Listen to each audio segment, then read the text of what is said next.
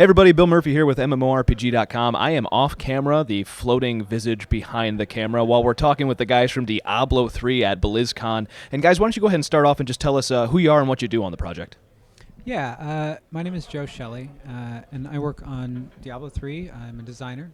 I work on systems and monsters. So all the new monsters you'll find in Grey Hollow Island, I help design them. Hi, I'm Matthew Berger. I'm a senior level designer on Diablo 3, and I work primarily, of course, on the new zone, all the events there, and also a little bit on monsters when Joe lets me. Well, that's actually what we're going to start off with, or probably the new zone, so you might want to pass that right back to him. So the biggest and best yet update is what you're calling it, 2.4. Let's talk about the new areas, maybe both what they're about and everything, and kind of how they fit into the lore, starting off with the Eternal Woods. Right, so in patch 2.4, we're adding 2 new areas and 1 new zone. So as a new area, we're adding the Eternal Woods. Mm-hmm. The Eternal Woods are adjacent to the ruins of Seshron. They're right next door, and they're basically the hunting grounds of the Yetis. That's where the Yetis like to roam, like to stalk their prey, and disembowel them. All good stuff. Yeah, absolutely. And then you have the Royal Quarters, too, which is back at Leoric's Manor. Yes, so the Royal Quarters, that one's really fun because the artists were really excited about maybe exploring a little bit more of Leoric's Manor. So we decided to let all the cultists clear the right side of the staircase so that you could now go up there. So you are able to explore Leoric's private quarters and try and fight your way through the dense network of skeletons that are trying to prevent you from exploring that space. Is it going to be kind of like when you would go into your dad's room when you were a kid and you were always scared to find what was in his dresser drawer? It's not going to be like that, is it? What, not you? That was only me? Very personal experience there. That's what we do here. We give real entertainment. Go ahead. Well, I'll tell you that in Leoric's Manor, we've got a surprise for players. There's some very cool lore there that we may have hinted at before. So players will get to explore some of that new stuff. And I wanted to mention, you mentioned the cultists. The cultists would have cleared out that stairway a long time ago. I did not want to point fingers. But you guys keep killing them. And it took them a long time. Everybody had to be busy doing bounties for a while before. Yeah. Yeah. Joe's right. We actually introduced Greater Rifts specifically to give the cultists time to actually clear the right side of the staircase. That's a really good lore-based reason. I like that.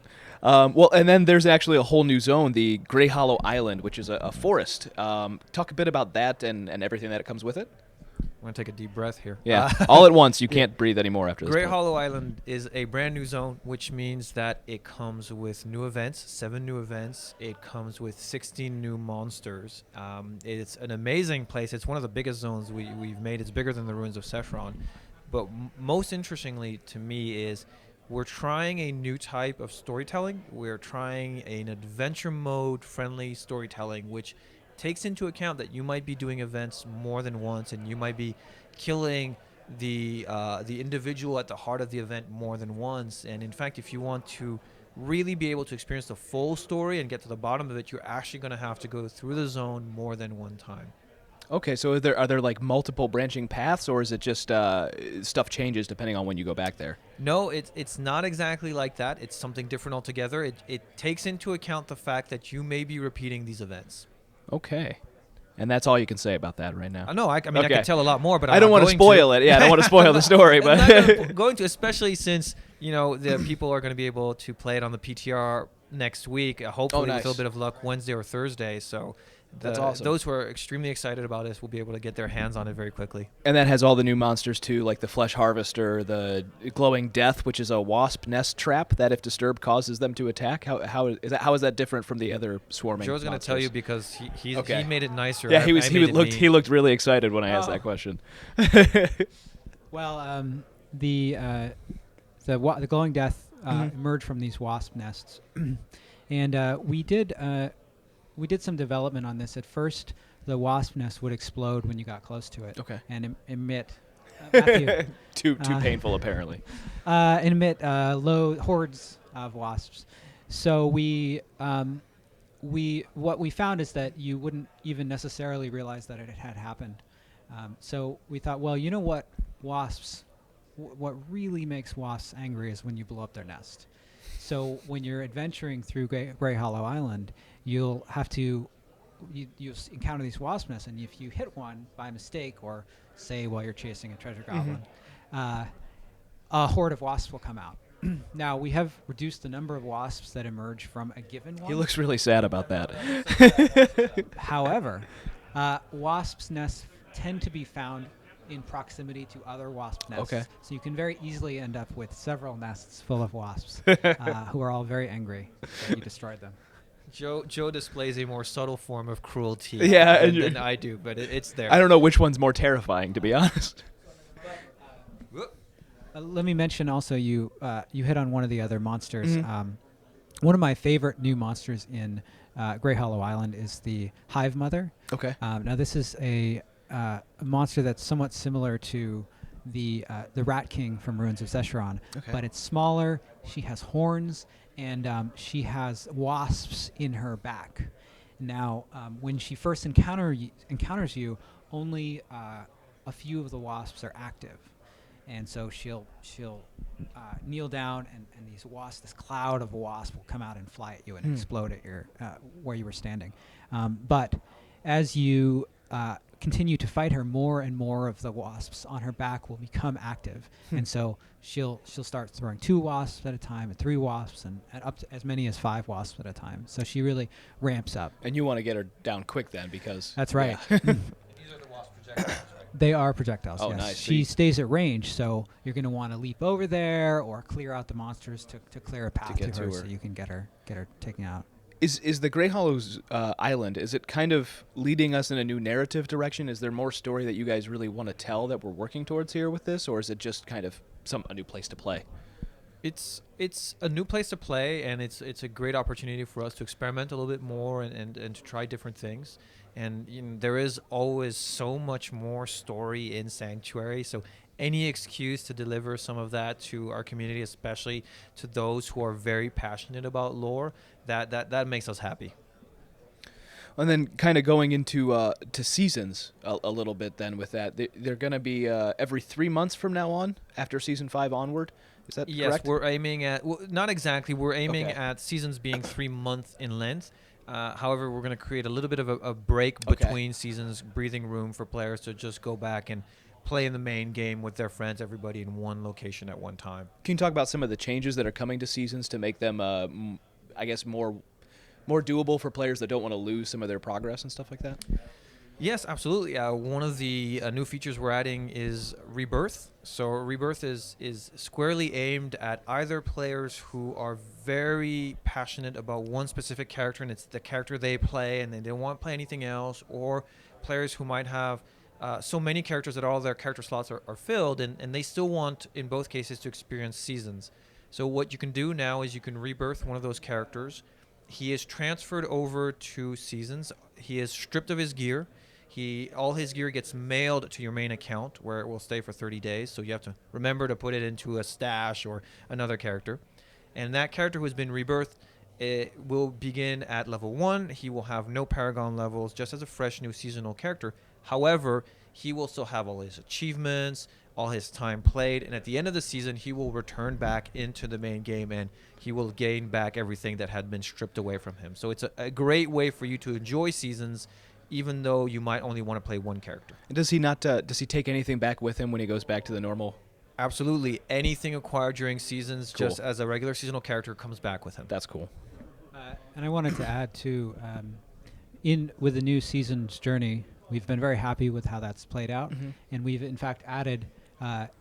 You'll get, as you progress through the season journey, you'll get pieces of a set. So once you've gotten to the 4th step, you'll be guaranteed a set for your class. Awesome. Okay. And kind of along those lines, I play also a lot on the PS4, but I'm looking forward to seasons being there. Is that ever coming along? Is it still being worked on to get seasons on the PS4 version? For the moment, there are no plans to bring seasons to console. I hear you. I play a lot on console It's as that well. it's that dodge roll on the joystick. It makes it so fun. Yeah, Evade is great, but we are making sure that all the core elements of the rewards from seasons make their way to console. So, for example, all the new legendaries are, of course, going to Over 50 to of them. console. Over 50. All the new sets and the new stashes. So on PC, you will now have access to a new stash tab. Okay. And Oh, yeah. if that one, as soon as 2.4 launches, you'll be able to buy a new stash tab. And then for completing the season, you will be able to get an extra stash tab up to an additional 10 once you've completed enough seasons.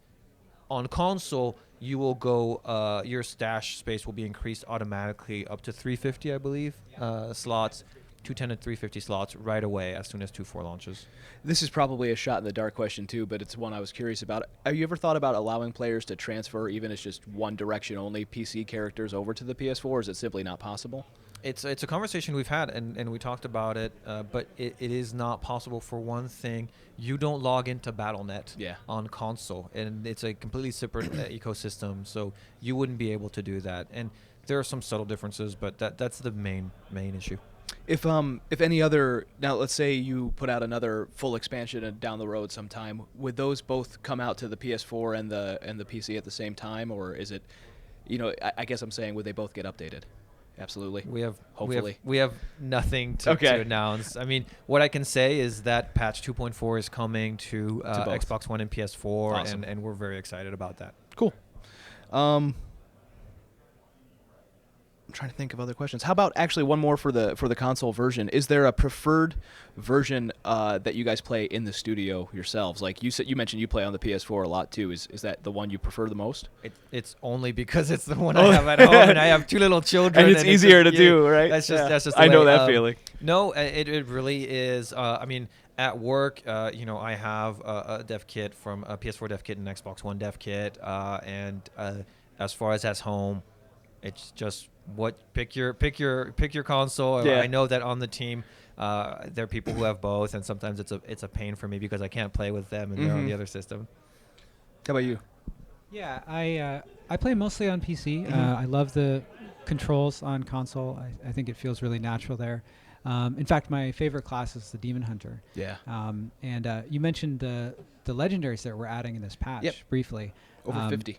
Many new legendaries. And, what does 50 new legendaries mean? It's a big number, right? It's a huge number. It's the most since Reaper of Souls, I believe.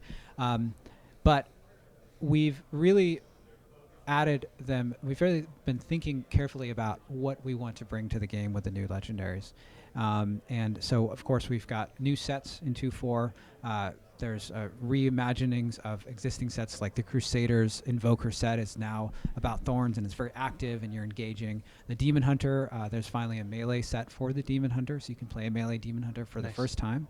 And you'll be, you won't have a bow. You'll be using your attacks that are based on knives and blades, like Impale and Chakram. And so we've added even more companion legendaries for these sets. And these are legendaries that increase, help support and augment the set's powers. For example, in the case of the Demon Hunter, we've got a belt that makes the Demon Hunter's fan of knives do more damage over about 30 seconds since the last time you cast it. So when you're using this belt, you'll be thinking, okay, how long should I wait to push Fan of Knives? I could wait 30 seconds and then I would decimate everything and it would be amazing. But you might not want to wait 30 seconds every time.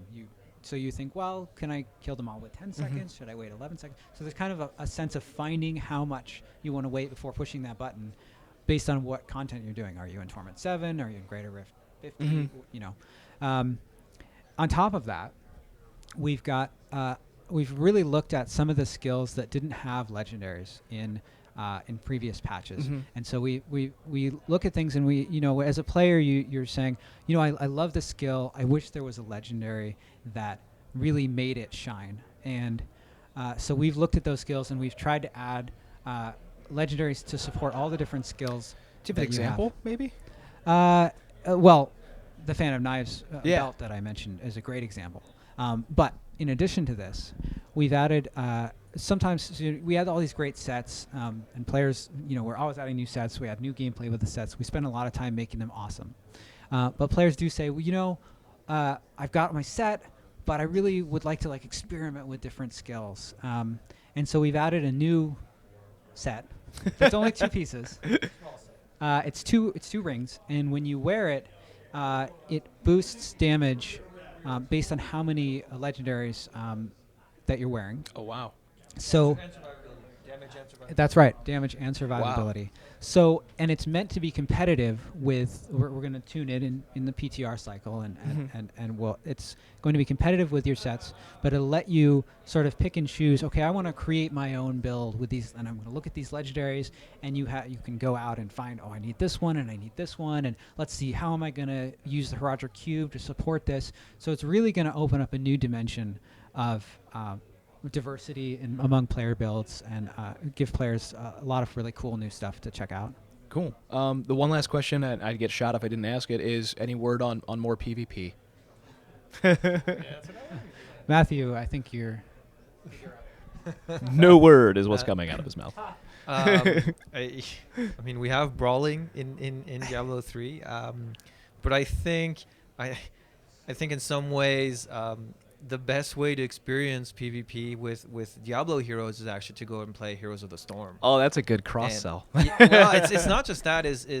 That is a game that is uniquely designed around that, and they've done an incredible job of taking Diablo heroes and villains, or misunderstood villains, and if they ever do Zoltan Cool, that'd be awesome. And creating an environment where you awesome. can go and play Confirmed. them. Zoltan Cool, confirmed. Matthew wanting Zoltan Cool in Heroes confirmed. Yeah. That's about as far as we can go. And I guess, not that you guys are about to be shot or anything like that, but any final words for our fans coming out of BlizzCon? Anything that we didn't touch on you want to make sure we mention? Well, first of all, if you didn't have the chance of coming to BlizzCon and seeing us at the Slaughtered Cafe, we're very sorry. We were very fortunate to get to hang out there and with all the other devs, and we have met a ton of our community, and they've been awesome. So that was great. There is so much in patch 2.4. I think one of the things we did not talk about is set dungeons. Oh, yeah. Yeah, let's talk about those. So set dungeons, basically, once you have completed a set, a 6-piece set, you go to Leoric's Manor, and you go into the royal quarters in the library, and you will interact with a book and find a clue that will lead you somewhere in the world of Sanctuary. When you get to that place, a portal will mysteriously appear, and entering that portal with your 6-piece set will make you face a series of very challenging, tailor-made objectives for that set. That's cool. And if you complete it, you will get some awesome cosmetic reward. The most important of which is, if you do all the 24 sets, you will get these amazing green dragon wings that are just awesome. So I'm going to be working on that. For a very long time. You're going to get those first, He I'm will sure. get them first because Joe No gets cheating. all the achievements. Joe loves going after achievements, so there's no way I can catch up to him, but I will work hard to also get them. You know what the best part about all that you just said is it's not a DLC and you can't buy it. It's something you actually have to play in-game. That's fantastic. Yeah, and the objectives they're very hard, they're very unique, and they're very fun. So that I'm hoping that as players are just going to love them. Cool. Anything from you, sir, or is that pretty much the same thing? Yeah, one of the great things about Blizzard games is that we support them. We don't walk away from the game after we release it. And Diablo 2 still gets patches for crying out loud. and so we're so excited to talk with you, talk with the fans about 2.4 and all the stuff that we've packed into it. There's so much stuff. I don't think we even hit on all of it. There's even another real quick. Let me mention there's empowered rifts, which are new. They're a very cool feature.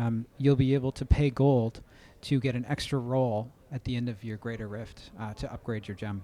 But Joe, why would I want to upgrade more of my gems? Well, that's a great question. This is not rehearsed. Well, because we're adding another feature. We're adding a new recipe for Kanai's Cube, which we introduced in 2.3. yeah. We've been very pleased with how that's turned out. And you'll be able to, in the cube, you'll be able to put a legendary, an ancient, a legendary gem, and a gem with a color of your choice. So let's say you put a green gem in, and then you can transmute that, and the legendary gem will be consumed, and based on the rank and the regular gem. That's right. Based on the rank of the gem and the color of the gem that you chose. So in this example, let's say you picked an emerald. You'll gain 5 stat points per rank of the gem. So you'll gain a bunch of dexterity, and this does not take up a slot on your It's item. like permanent. It's permanent. Wow. And it's a new way to boost the power of your... It's kind of like a leveling process for your items. Does that work on any item you want it to? I believe so, yeah. Any Ancient item. Any ancient item. Yes. Okay. But Joe, my buff UI, Oh, see, he remembered one more. You make a good point, Matthew. I also sometimes I'm playing, you get a monk with Inna's set, and there are buffs all over the bar. It's a mess. Let's be honest. You know, so we've got a multi-pronged approach to this. First off, we've expanded the space of the buff bar, so it can spend more buffs. And we've added a handy buff holder that will hold some of the buffs that you don't need to know about moment to moment. So, of course, I want to know that I have the buffs from the monk. Yes. But I don't need to know right this second, like, oh, hey, do I need... Whereas with a ring set, like maybe you're wearing focus and restraint, you want to know right when that's up. So those are important things. Now, the Inna set will go into the buff holder. Oh, that's good. We've also, for other buffs that are even more long-term, like, the buff for being in a multiplayer game, Sure. you'll be able to, it'll show up at the top right next to your difficulty level and everything. And so that's wonderful. But on top of that, we've looked at the buffs that we're showing, and we said, well, how can we convey this information to a player in an even more accessible and immediate manner? So for many of your active abilities, when they're active, for example, if you're a monk and you have your mantra active, a little gold border will appear and it animates slightly around the ability rather than showing the buff up there. And so, of course, you can immediately say, oh, my mantra is active. Now, when you activate the mantra, when you push it to gain the active effect, it'll gain a little green progress bar that depletes. So you can see exactly how long And then it's it'll gonna revert to the last. gold version after that. Well, the passive is still active. But Yeah, yes, cool. exactly. And we have a bunch of images of how that looks. We talked about it a little bit on Friday. Yeah, so it's you'll up be on able the to press see site. that We'll pull that That's out too. I mean, that's all great. That's all great, Joe. Yes. And I appreciate that you fixed my UI. I do what I can. But There's a whole team of us. I play out on console. Yes. And then when I play back on PC, sometimes I kind of wish that Massacre was a little bit better. That's a good point. Yeah. You gonna do anything about Well, we've brought over the action combat from console. We're really we're really excited about how the action combat plays on console. We love how it really ups the game. You're looking like, where is that next barrel? Where is that next enemy? And it gives you huge experience bonuses, which is very cool. So we've brought that over to the PC side as well. Wonderful. And that's all part of 2.4. That's right. It's a huge patch. That was... You know, there's more. great is But wait. If I could play 2.4 like really soon. Yeah, and that's why we're bringing PTR 2.4 to the PTR early next week. Oh wow, that's amazing. I didn't even need to be here. That's the best part about that. Well, you're the better looking person in the room. So it was important. Behind the camera. It's Yeah. important for us. Well, see, I didn't wear pants today, so that's why I'm back here. Oh, That's we why you're looking at the camera. Yeah. tried to ignore that. Yeah, well. The camera is crotch level, folks. Nope, that's it. We're done. Thanks so much, guys, for taking the time. Happy BlizzCon, and thanks a lot for all the updates. Absolutely. Thanks, guys. Great to meet you.